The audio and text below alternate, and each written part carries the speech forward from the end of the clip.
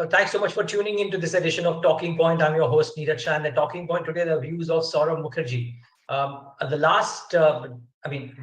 Last night, actually, I looked up a few of his past conversations to try and assess how does he think of what the Fed move could potentially be, if he thinks about it at all. And then also try and assess how is he looking at the slightly changing landscape. And sort of I'll bring all those points up in this conversation. But firstly, thank you so much for joining in into you and team Marcellus. Wishing you a great new summer. Thank you very much. Thank you, Neeraj. Thank you for your support over the years. No, I mean, you don't need it, but yeah, perfect. And at the outside viewers, the bookshelf behind me is a virtual bookshelf. I'm clarifying this because the last time a lot of you raised a doubt over it. Okay, that's the, I've in one of the presentations that you did, I believe for the Edge webinar, you made, if I'm not wrong, you made this whole, you had this slide about how a Fed recession is usually great news for India in T+1. Now, just a bit of a prequel to it, does this Fed commentary, wherein they have unequivocally said that the risk is that they don't tighten enough, and therefore they're not as worried about pushing the US economy in the recession, quote unquote. Does that lead you to, what is your view on the Fed commentary, firstly, that happened overnight? And do you believe that the West is headed into a recessionary phase, if not an actual recession? So let me just sort of give the background to that point I made, and it's a relatively easy point to validate actually. So if we go back all the way to 1980, right, roughly 81, 82, that's when the Indian economy started reforming. Mrs. Gandhi did the first mini bout of reforms in the early 80s. So from then till now, basically in modern Indian history, there hasn't been a single economic boom in India without a recession in America, right? And the reverse is even more interesting. Every time there's a recession in America, 1 to 2 years later, India's economic expansion begins, right? So that pattern is very clear. Now the question is why, right? And what history shows is two things happen. Typically, when there's a US recession, and interestingly, whether you go back to the early 80s US recession, the early 90s US recession, .com bust ke baad wala recession, Lehman ke baad wala recession, COVID ke baad wala, every time there's a US recession, the US 10-year bond yield comes down to 2.5%. The Fed drops rates to 2.5%. And because the US is the world's largest consumer of oil, oil prices drop 50 to 80%. So India gets cheap money, India gets cheap oil, and within a year, sometimes 2 years, India's economic boom begins, right? बहुत simple pattern hai, been established now for 40 years. And I cited that, I think I must have done that Edge presentation in Feb 21, and I cited it, and it was a easy pattern. This time round as well, I think it will hold quite nicely. So let's trace back the events.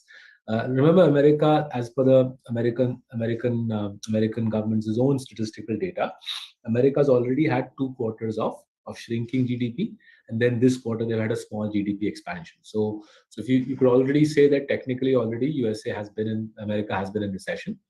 As America went into recession, in spite of the events in Ukraine and Russia, oil prices have started coming off, right? Over and above oil prices coming off, India struck this deal with Russia to get even more sasta crude, and the relief on the crude price already, I think our country is already benefiting from it. The country at least is getting cheap crude. It's the government's call whether you and I get that cheap crude at the petrol pump, or whether the government locks in, the oil marketing companies lock in some extra revenue. The piece that hasn't happened this time is the sasta money, because courtesy the events in Ukraine and Russia, because so much of the world's steel and crude and gas is linked up in that ecosystem. Inflation has been triggered, food prices are up, commodity prices are up, and the Fed has hiked by whatever, 2.5% rather than coming down, right? So that piece hasn't worked out. And because that piece hasn't worked out, this time around, the link isn't as simple. Now, let's now get into the forward-looking piece. I've spent a couple of weeks over the last 2 weeks in America talking to our clients over there. These are pension funds and endowments over there. And the view that we got was the American economy is breaking. right? You can see that in Walmart's results, in Amazon's results. The Aam Aadmi in America is feeling the financial pressure. You can also, as you travel around the country, you see entire town centers are empty as people don't want to get back to office. They're still WFHing. So I went to city center San Francisco, city center Oakland, city center Boston. There is nobody there. Wednesday afternoon, Thursday afternoon, these are complete graveyards, right? So there's a COVID impact, the whole WFH phenomena, and there's a post-COVID story, which is high inflation hitting the Aam Aadmi ka consumption basket. Remember, this is a society already grappling with widening inequality. On top of that, you have inflation pummeling the poor. I think it becomes politically very difficult for them to grapple with. So if the feedback that I got from our clients, and if the Fed chairman's commentary last night is anything to guide by, we are by and large past the peak of this whole Fed hiking story. I don't think cost of money is going to come down anytime in the near future, but the rate of hikes looks likely to slow, and distinct from what's happening in America. If financialization in India continues, the cost of money in India will not accelerate anything like the cost of money in America has. In fact, that's already been true. If you see how much the Fed has had to hike versus how much the RBI has had to hike, if you see how much the US 10-year has gone up versus the Indian 10-year, there is night and day gap. So the fact that we are financializing quickly has already given us some relief. But I think more importantly, going forward, if the Fed's rate hike moderates, then the chances of a Indian boom a year hence increase that much more. Right? And we're going to caveat all of this by saying, you can hear me, Neeraj? We're going to caveat all of this by saying India, as it is growing at 6-7%. So it's difficult to ask for a boom when the country is already growing at 6-7%. At a time the United States is actually either flat or shrinking.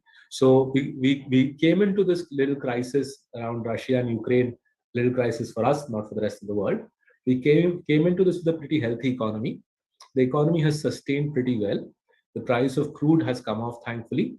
As and when the cost of capital starts abating, I think the economic growth in India will clip up another couple of percentage points.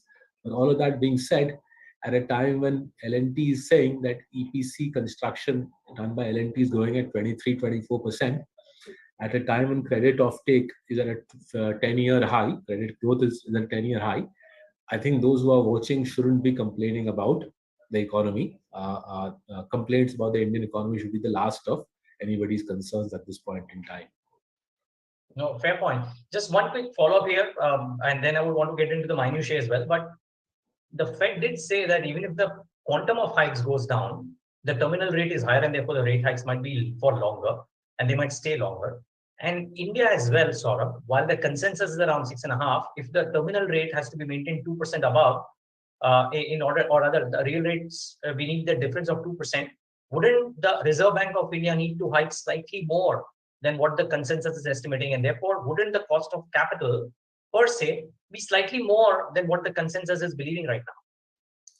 So I think two things to keep in mind. Firstly, I don't think anybody, including the Fed, has any idea what will happen to inflation going forward, right? The inflation is almost entirely supply side, driven by events in Ukraine and Russia, driven by food inflation, because that's such a big wheat producing belt, driven by food inflation arising from the Ukraine shock, driven by metals inflation. Again, Ukraine was a massive steel producer. So since the war is so central to the inflation story, and since last I knew the Fed wasn't an expert in predicting war, I doubt the Fed or you or I have any idea about this whole terminal rate business. What the Fed chairman is rightfully trying to do is scare the markets. They're trying to scare the markets so that the markets themselves push the 10-year bond yield down, right? So that he has to do less hiking. The markets do it for him, and that's his job. He's doing it. You and I need to understand and see through it. Coming to India, the benefit we have, right? If you look at the gap between the US 10-year and the Indian 10-year, this is the narrowest gap I've seen in my career. Why is the gap so narrow? The reason is India mein inflation is 7, the 10-year is 7, our real interest rate is basically 0. US mein inflation is whatever 10, and their 10-year is 4. Their real interest rate is -6, right? So because US inflation is so much higher than Indian inflation, the gap between the 10-year bond yields is compressing, and I think that gap will stay compressed, right? I don't think we'll have to. I don't see a reason to believe that we will have to hike very materially. Now, if we don't hike, think about it like this, right? A current account deficit is around 3%. 3% is roughly 100 billion, right? We need that. We need foreign capital, FDI and FPI, to fund that 100 billion. If we start exporting more, we're already doing $1 billion a month of iPhones. If we start doing iPads, we're already, I think, AirPods shuru hone wala hai, right? So just using a specific example, if we start exporting more smartphones, we start exporting more API, pharma, etc. If our exports pick up, which I think is a very good chance they will pick up because of the events in China, right? iPhone banna band ho gaya is hafte, right? Foxconn ka factory shut, right? And China makes twice as many iPhones as India. iPhone 14 production is 2x there. Now, if Apple can't get it made there, there's only one other place they're going to get it made, over here, right? So if our exports pick up on electronics, on pharma, and that $100 billion current account deficit starts getting funded more through exports rather than foreign money, our need to have a 3% gap on the 10-year bond yield will also shrink.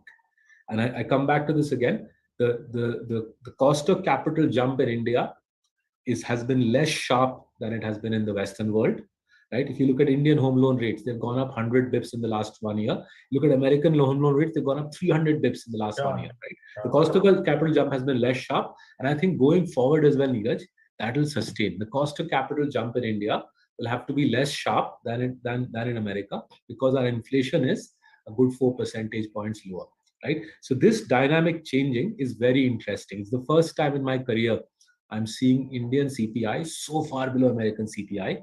It's the first time in my career, in a time of little bit of stress, American cost of capital is jumping far more than Indian cost of capital. It's almost like they are the emerging market, and we are the mature market here. Soon, if not now. Well,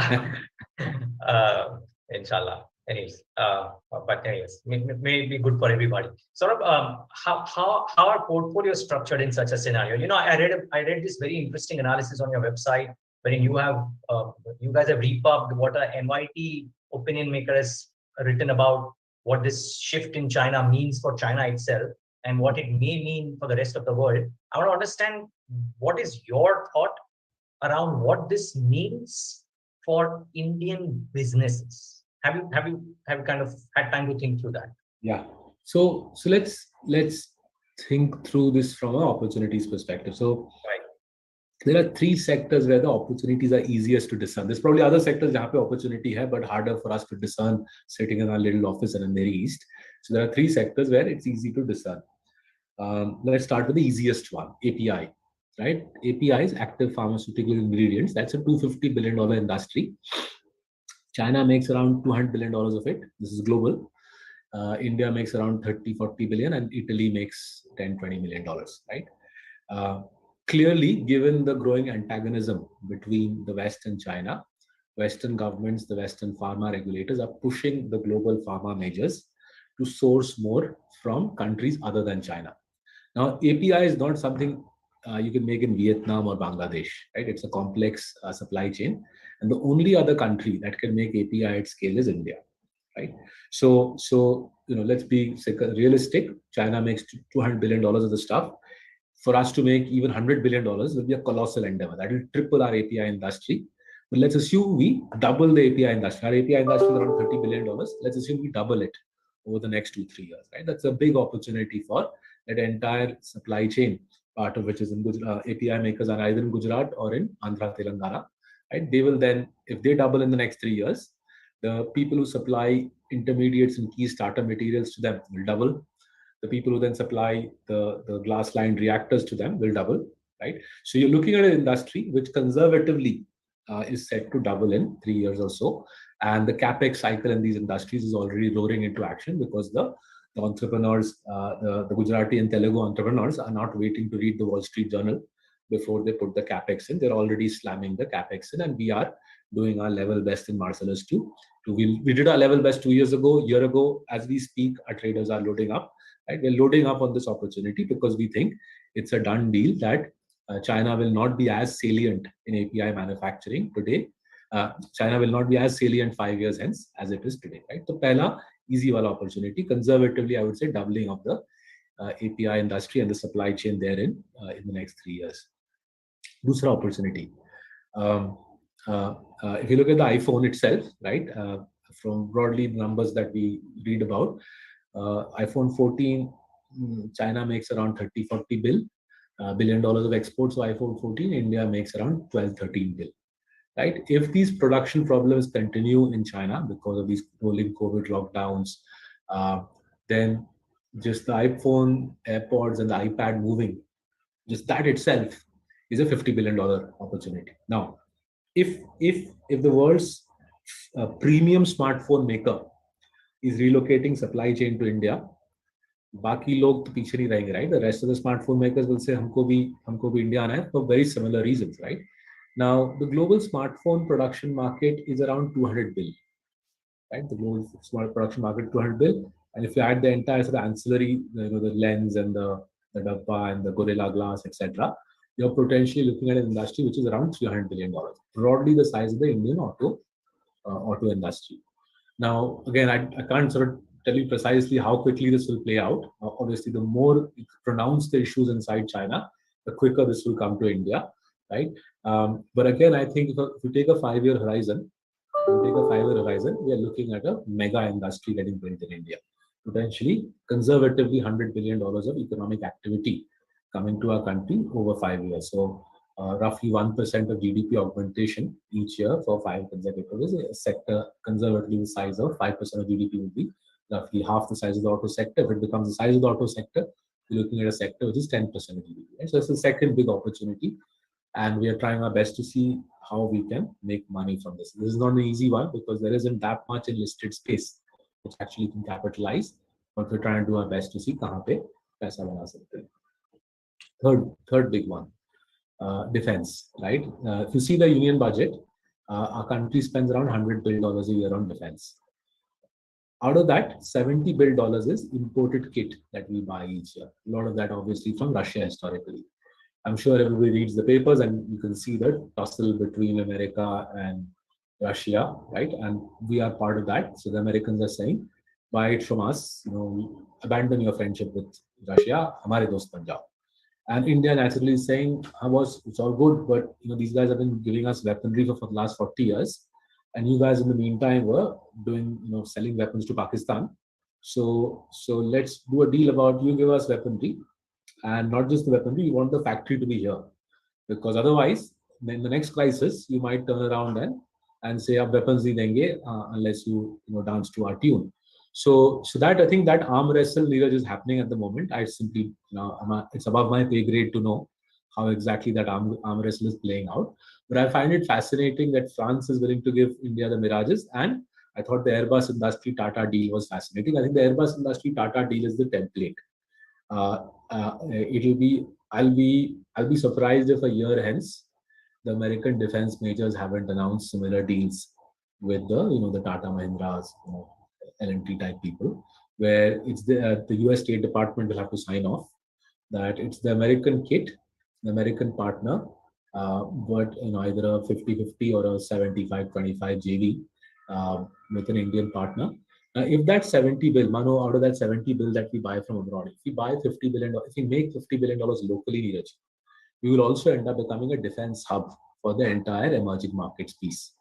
And in a world where China is becoming antagonistic and Xi seems to be putting up barriers to shut off China from much of the world, that $50 billion defense industry built over the next, say, 5, 6, 7 years would end up itself becoming a large industry. But even if we stay conservative, the smartphone opportunity, the API opportunity, the defense opportunity, you roll these up, we're looking at $300 billion of economic activity coming to us spread over 5, 6 years.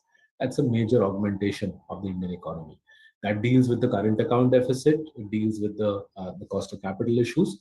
So that's the turning point we are at in history. It's playing out in front of us. It's a real privilege to be awake and alive in these times, seeing the seismic shift.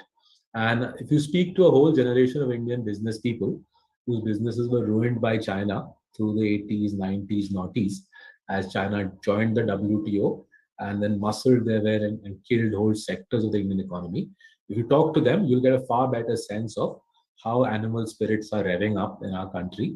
We see that in the listed businesses. We are seeing in our investee businesses, companies, modest companies announcing half a bill of capex, a billion of capex. Right, larger players like Asian Paints have announced $1 billion of capex over 3 years, but even chota companies in our portfolio like Alkyl Amines, GMM Pfaudler, they're putting on the table solid sums of money, 200, $300 million of capex. And they're doing so because they can see the opportunity over the next 3, 4, 5 years. India's smartest capital allocators are putting on the table the biggest capex bets I have seen in the 14 years I've lived in this country. Oh, that's a tall statement. Saurabh, my final question, and I wanted to ask you about defense, frankly, because in my wisdom, I was of the opinion that a sector which is a single buyer sector might be something that you might stay away from, right? Now, is this bullishness also from a perspective that you are imbibed in your thesis is that Indian companies will also export to the rest of the pack or rest of the region? Or you would be happy even if it's just a pure import substitution, domestic use opportunity, that is defense? So before I get into defense, let me just make a point. I've been doing this for the best part of 20 years now, and I've seen that whenever there is flux, there is structural change of the sort we are discussing in this chat, Dheeraj.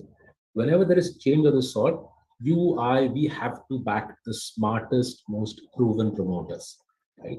Promoters who have shown over 20, 30, 40 years that they've got the brains to consistently run a business where return on capital is well above 15%, right? Which is difficult. Most Indian promoters, 90% of Indian promoters I meet, they have struggled to do that. Right? So looking for promoters who can consistently run a business with ROC well above 15%, and they have the strategic nous, the chess playing ability to consistently outthink what their peer group will do, right? And build barriers to entry, build distinctive capabilities, right? So that's a very elite set of promoters. Now let's come to the defense piece. You're absolutely right. Defense का opportunity बड़ा होगा और API का opportunity will be big and smartphones का big. 90% of companies who pursue these opportunities will not create any economic value. Right? They'll run after the ball.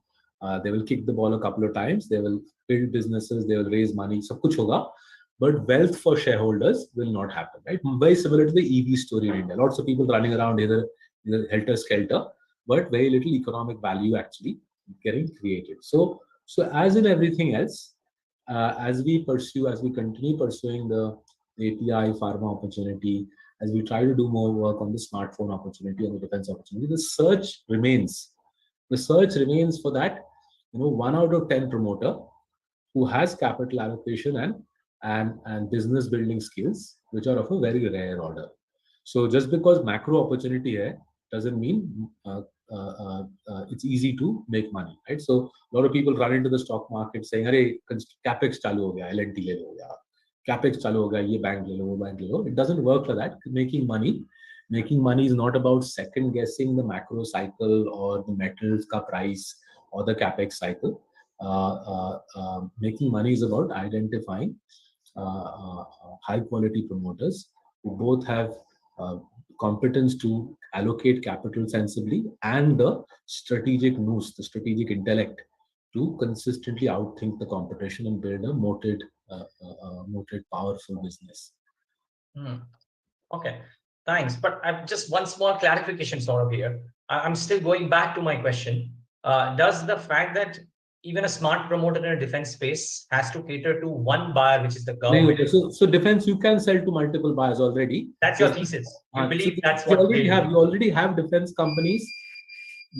We already have defense companies in India. Some of them are listed who sell to multiple customers, but उनका थोड़ा business capital allocation skill set weak है. The current kind of crop of listed defense companies, whilst they have multiple customers, these promoters don't have the dimag and the capital allocation skill set to build high ROCEs, and which is why we haven't historically invested. Got it.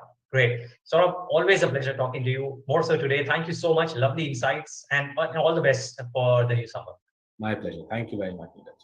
Thanks. And viewers, thanks for tuning into this edition of the Talking Point.